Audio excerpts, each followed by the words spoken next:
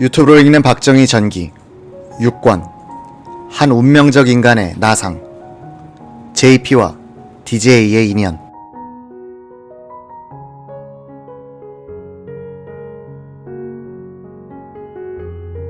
김종필 정보부장은 워커힐 건설을 석정선 이 국장에게 맡겼다. 광나루를 내려다보는 언덕에 이승만 대통령의 별장이 있었다. 이곳에서 박정희는 송효찬 내각수반, 김종필 부장, 석정선 국장과 함께 모임을 가진 적이 있었는데 즉석에서 이 자리가 좋다는 결정을 내렸다. 석 국장은 김수근을 비롯한 우리나라의 대표적인 건축 설계사 6명을 모아서 우선 외국의 유명한 관광시설을 한번 둘러본 뒤 소신껏 설계해달라고 했다. 정보부는 이들에게 해외여행 경비를 대주고 해외 현지에서 한국 공관의 협조를 받도록 주선해 주었다. 정보부는 전 조선호텔 지배인 정해직, 교통부 관광국장 김세준을 고문으로 영입하고 이국 1과장 임병주 중령을 이사장 겸 건설사무소장으로 임명했다. 건설 부지에 들어있는 땅의 상당 부분은 함경도 재벌 설경동 소유였다. 중앙토지수용위원회는 토지수용령을 발동했다. 건설 예산 56억 환은 정부 예산 16억 환을 비롯 주택공사, 서울시, 한전 등에서 대출받아 집행하기로 했다. 건설부와 교통부의 기술 요원과 복역수들도 공사에 동원됐다. 막강한 권력기관이 건설을 주의하니 이런 일사천리로 진행됐다. 1962년 2월 25일에 착공해 10달 만인 12월 27일에 완공. 삼한건설의 최종환 사장을 비롯한 미 8군 공사 유경험자들이 워커힐 공사에 많이 참여했다. 워커힐 공사의 약 70%를 맡았던 최종환 사장은 현장에 살다시피 하면서 공사를 감독했다. 호텔 객실 등에 쓰이는 문손잡이, 화장실 변기, 가구 등은 모두 수입했다. 워커힐 건설은 최초의 국제수준 호텔과 공연장을 만드는 공사였으므로 건설 회사들은 이를 통해서 신기술을 많이 배우게 됐다.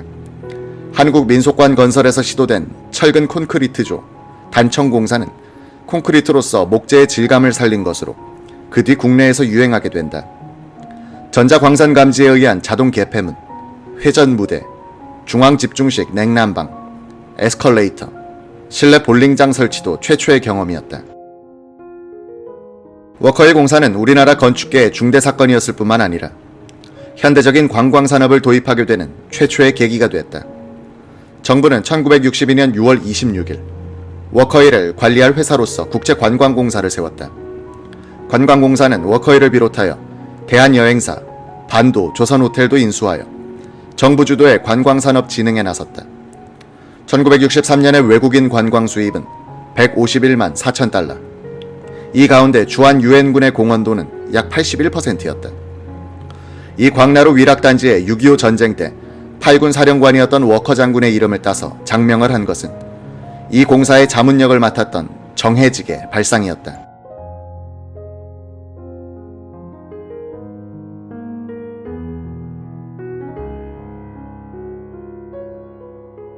다른 빌딩에도 더글러스 메가더 장군의 이름에서 따온 더글러스 관 등 한국과 관련 있는 미군 장성들의 이름을 붙였다.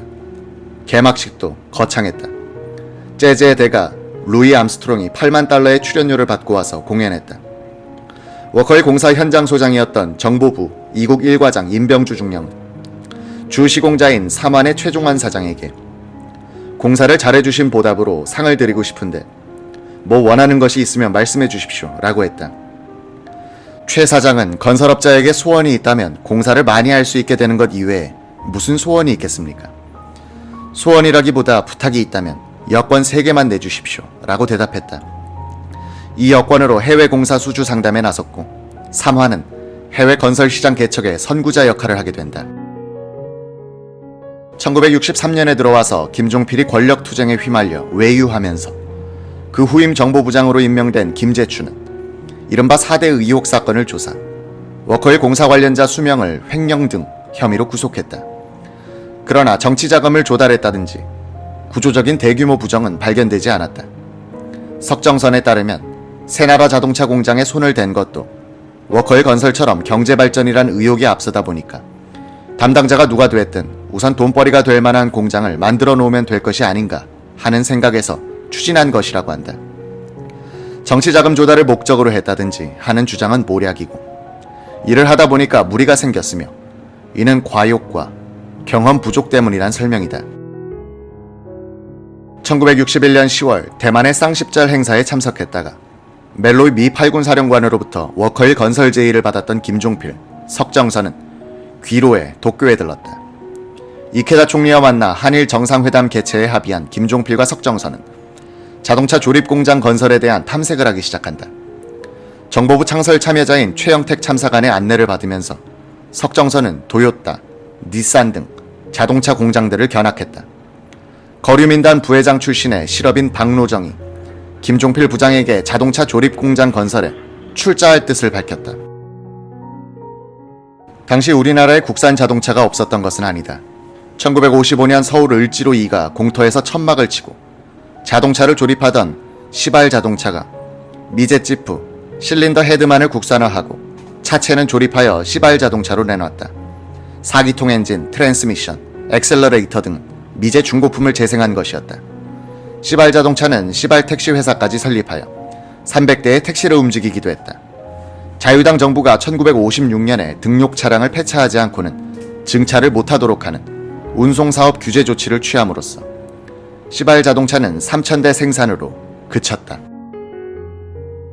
1962년 1월 29일 조선호텔에서 있었던 새나라 자동차 주식회사 발기인 창립총회에는 7명의 발기인이 소개됐다. 5.16 쿠데타에 자금을 댔던 남상옥, 김종필의 형 김종락, 석정선이 발기인에 포함돼 있었다. 10억 환의 자본금 가운데 3억 환은 박노정이 되고 나머지는 김종락이 전무로 있던 한일은행에서 융자받기로 했다. 설립 과정에서부터 정치성을 띤 이 회사는 운영에서도 권력의 뒷받침을 많이 받았고 이것이 이 회사의 단명을 재촉했다.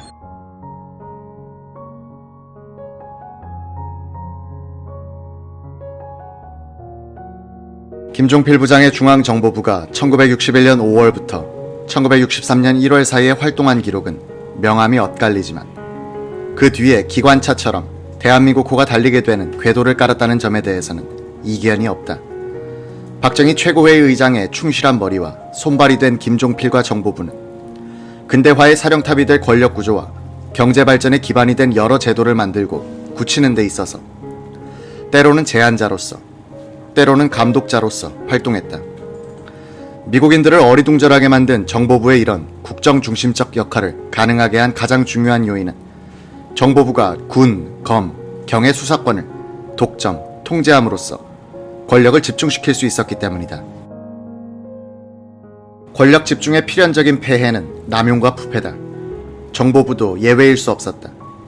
정보부 6국장으로서 정치 사건들을 많이 수사했던 전제구는 이렇게 말했다.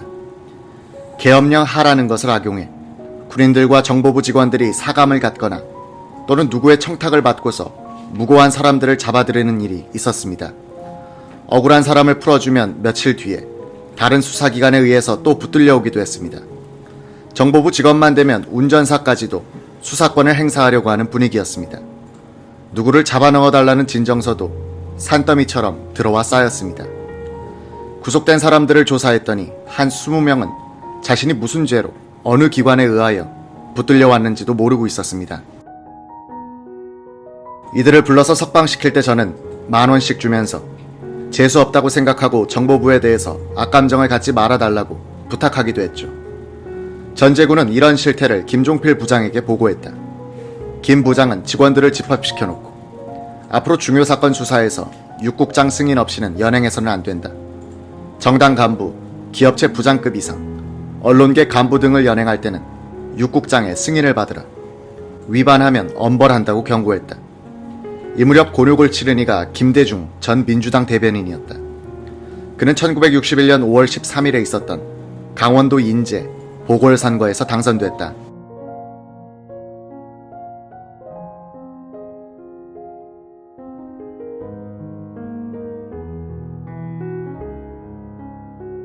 (1954년) 이래 4번의 선거에서 한 번은 등록 취소를 당하고 3번은 낙선한 끝에 감격적인 당선은 그러나 사흘 뒤에 군사혁명으로 국회가 해산되는 바람에 무효가 되고 말았다.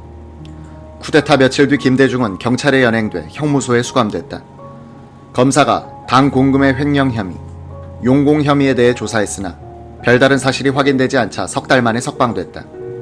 그는 1962년 5월 10일 이희호와 결혼한 직후 또다시 정보부에 연행돼 마포교도소에 수감됐다. 김대중은 민주당 정권 때 민선 서울시장이었던 김상돈, 조직부장 조중서와 함께 반혁명 모의란 혐의로 조사를 받았지만 혐의가 벗겨져 6월 24일에 석방됐다. 이런 정치적 수사의 전결권을 갖고 있던 김종필 정보부장은 특별활동국 전제구 국장에게 석방하기 전 김대중 씨를 불러 풀려나면 혁명과업에 협조하도록 설득하라 라고 말하더란 것이다. 전제구 국장은 만나보니 달변인 김대중 씨가 주로 이야기를 하고 나는 듣는 입장이 됐습니다.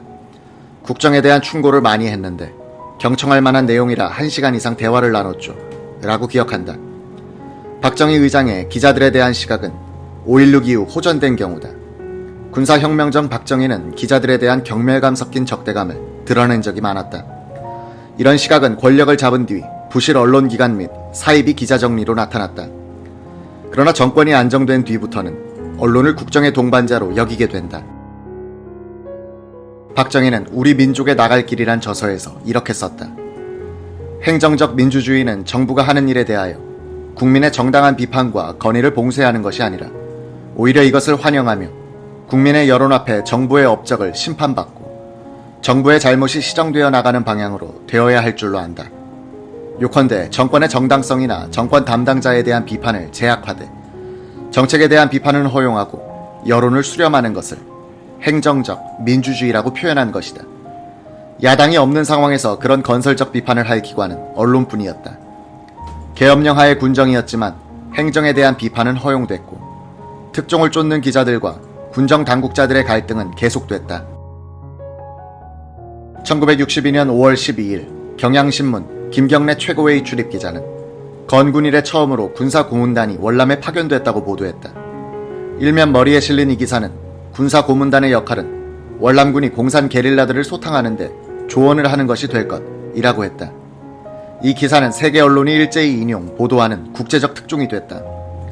김경래 기자는 5월 10일 오후 최고회의 건물 3층에서 평소 눈인사를 하는 정도의 사이인 최고위원 한 사람을 만났다. 그는 눈시울이 불그레했고 잠옷 긴장된 표정이었다. 김경래는 넘겨짚었다. 어디 먼데 가시는 길 아닙니까? 혹시 월남 같은데. 월남은 무슨 월남? 난 지리산에 간다오. 요즘 지리산엔 공비도 없는데 거긴 뭐 타러 갑니까? 한때 공비 토벌 작전에도 참여한 적이 있는 그 최고위원은 절대 비밀이야. 김 기자가 눈치챈 모양인데 우리가 출발하기 전에 기사가 나가면 큰일 나 라고 말하곤 손살같이 사라졌다. 김 기자는 그 길로 충정로 일가 월남 대사관으로 달려가서 고문단의 파견 사실을 확인한 뒤 기사를 썼다. 5월 13일 오전 김 기자는 편집 부국장과 함께 수사관들에 의해 최고회의로 연행됐다. 이들이 이유락 공보실장에게 이끌려 들어간 곳은 의장실이었다. 김경래는 먼저 박정희 의장 손에 무엇이 들려있는지 살폈다고 한다. 권총일까? 아니면 회초리 같은 지휘봉일까? 다행히도 박 의장은 맨손이었고 표정도 그다지 험상궂지 않았다.